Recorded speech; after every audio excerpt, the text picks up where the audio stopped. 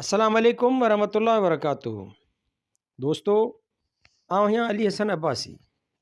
किताब आहे चंड विसामी वियो, कहाणियूं, लेखक अमर जलील। छापो पहिरियों मार्च 2009 ईस्वी, छापो ॿियों जनवरी 2011 ईस्वी, छापो टियों 2014 ईस्वी। छपाईंदड़ काछो पब्लिकेशन, कराची, सिंध। किस्त 11। कहाणी ॿिया बि ग़म आहिनि। नगमा माहौल खे मदोश करे रहियो आहे ऐं मां रंगीन रोशनियुनि खां परे नारेल जे वण वेझो वेठो हुयुसि। उन नगमनि में मुंहिंजे लाइ का बि कशिश न हुई।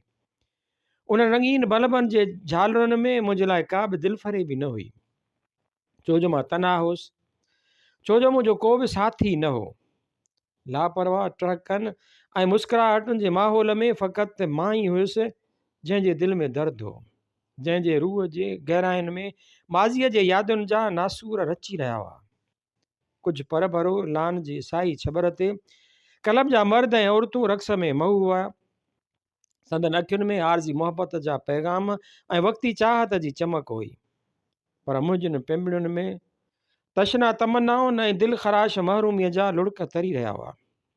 मां मजबूर हुयुसि, लाचार हुयुसि। सोसाइटीअ जो मेंबर हूंदे बि मां उन सोसाइटीअ जे ख़ुशियुनि में शरीक थी न थी सघियुसि।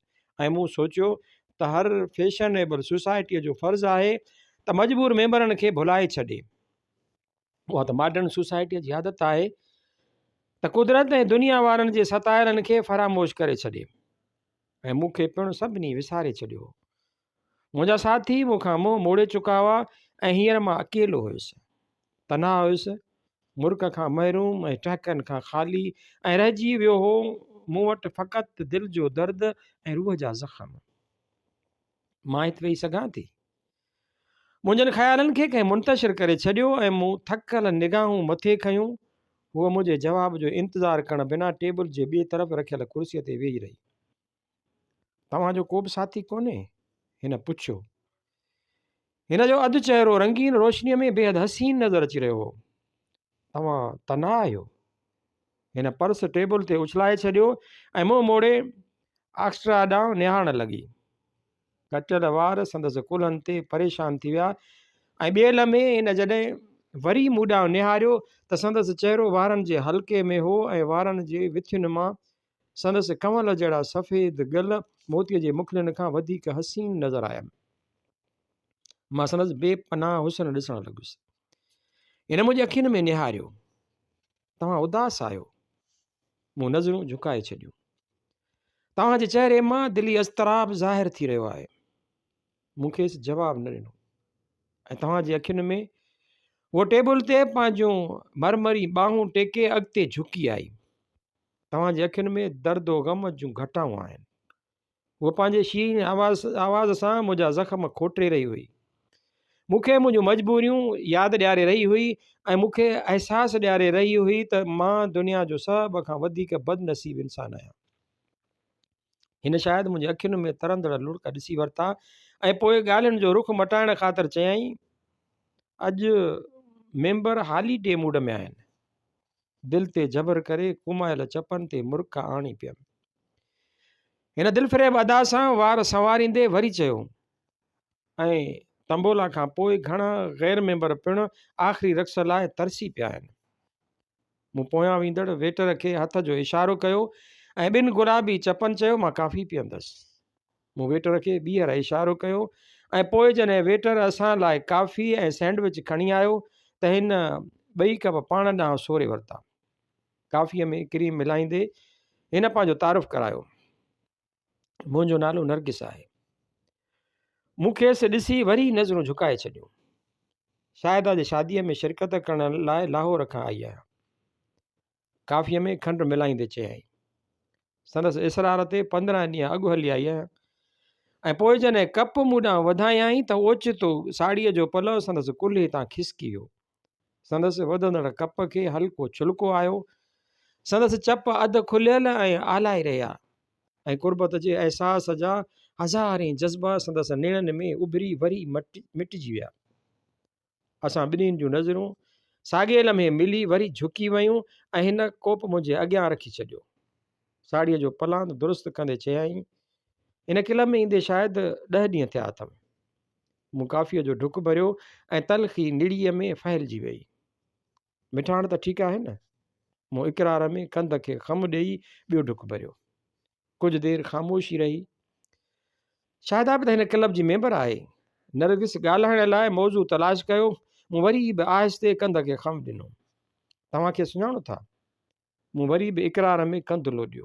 उहो खिली पई ऐं संदसि टहक मौसीक़ीअ सां हम आहंग थी विया। मूंखे ॿुधाइण ते चाहियो त 2 सालनि खां शायदा मुंहिंजी दोस्त आहे। घणियूं ई रूमानी शामूं असां गॾु गुज़ारियूं आहिनि। उहा रक़्स में हमेशह मुंहिंजी पार्टनर रही आहे ऐं एतिरो क़रीब जो अॼु बि शायदा जे वारनि ऐं जिस्म जी अबदी ऐं कुदरती महक मुंहिंजे ज़हन में समायल आहे। पर मां उहो सभु खेसि कीअं ते ॿुधाए सघियुसि। हिन पंहिंजो रुख रंगीन रोशनियुनि ॾांहुं करे छॾियो। संदसि ब्लाउज़ जा आईना तिरविरनि में तजला ॾियण लॻा ऐं संदसि हुस्न वधी वियो। डिघियुनि पिंबड़ियुनि जा अक्स संदसि गलनि ते बीह रहिया ऐं मां खेसि ॾिसंदो रहियुसि त हुस्न जी तपश मूं ताईं पहुची रही हुई। ॾिसी रहियो हुयुसि त शबाब जी गर्मी मूंखे जलाए रही हुई। केतिरो न लुत्फ़ हो उन जलण में, उन सड़ण में ऐं उन पजरण में, जंहिंमें कुझु देरि लाइ मूं पंहिंजो ग़म बि भुलाए छॾियो। तव्हां न ॻाल्हाइण जो कसम खयूं आहे छा?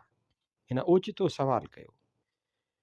मूं ग़म जी पर्दादारी करण लाइ हल्को टहक ॾिनो। टहक जंहिंमें सुॾका सुतल हुआ ऐं पोइ ज़ब्त जे बावजूदि मुंहिंजूं अखियूं आलियूं थी पयूं। उहो मुंहिंजे वेझो हली आई। तव्हां रोई रहिया आहियो? हिन हैरत मां पुछियो।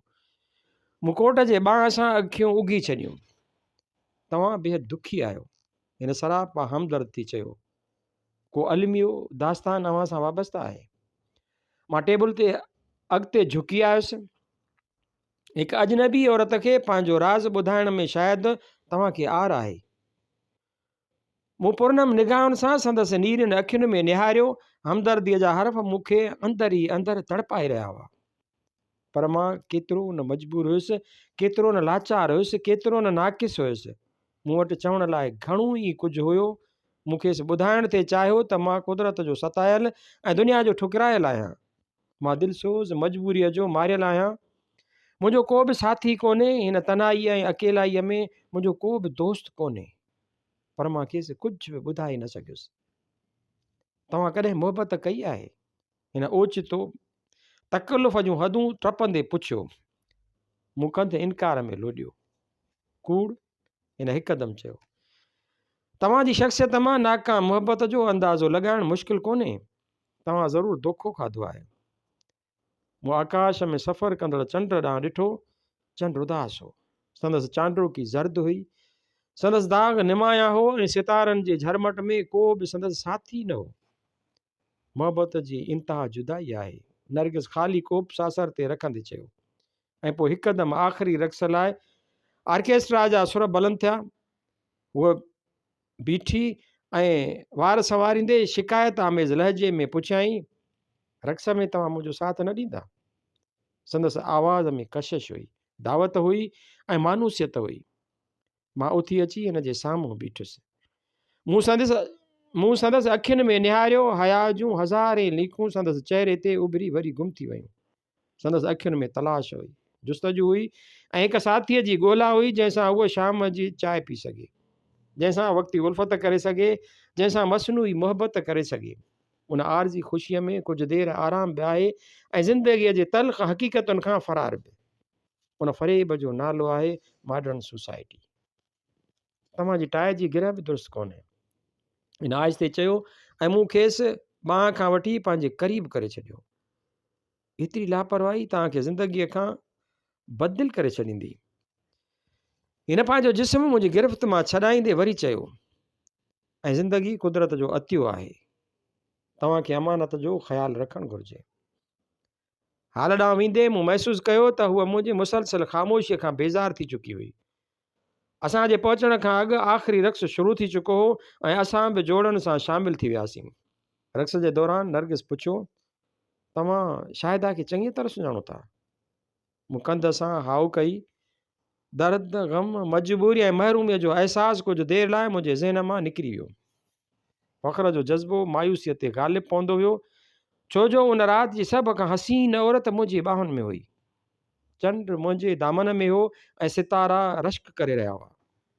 नरगिस जे वारनि में ऐं जिस्म जे नरगिस जे वारनि ऐं जिस्म जी फितरी महक मुंहिंजे ज़हन में दाख़िल थी रही हुई ऐं पोइ ओचितो नरगिस जे हिकु सुवाल मुंहिंजी मसनूई ख़ुशीअ जो ताजमहल संसार करे छॾियो। ख़ालिद हिन क्लब जो मेंबर आहे? हिन मुंहिंजी अखियुनि में ॾिसंदे पुछियो। तव्हां त खेसि ज़रूरु सुञाणंदा हूंदा। मूं पिंबड़ियूं भिकूड़े लुड़कनि खे लिकाए छॾियो। शायदा संदसि अखियुनि जी ॾाढी तारीफ़ कंदी आहे। उहो चवंदी रही, मूं मिठे ज़हर खे ॿुधाइणु चाहियो त शायदा 2 साल ख़ालिद सां हिन फ़र्श ते रक़्स कंदी रही आहे, पर मां ख़ामोश रहियसि।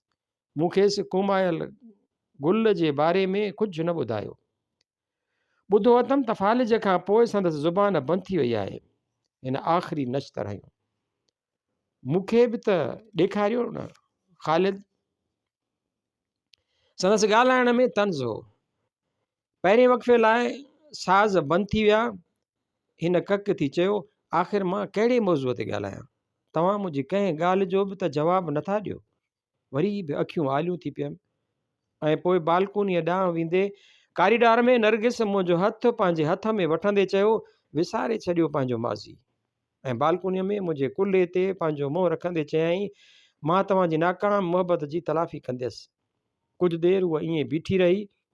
हलो ख़ालिद, परियां सुञातल आवाज़ु गुंजियो ऐं मुंहुं वराइण खां अॻु अमजद मूंखे पंहिंजनि मज़बूत ॿाहुनि में खणी वरितो। तो ॾाढो सतायो आहे ज़ालिम। हू चवंदो रहियो, एतिरा ॾींहं छो लॻायई अचण में? हिते सभु तुंहिंजे निगाहनि लाइ बेचैन आहिनि।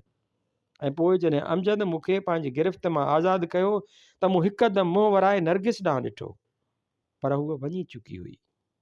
1963 ईस्वी।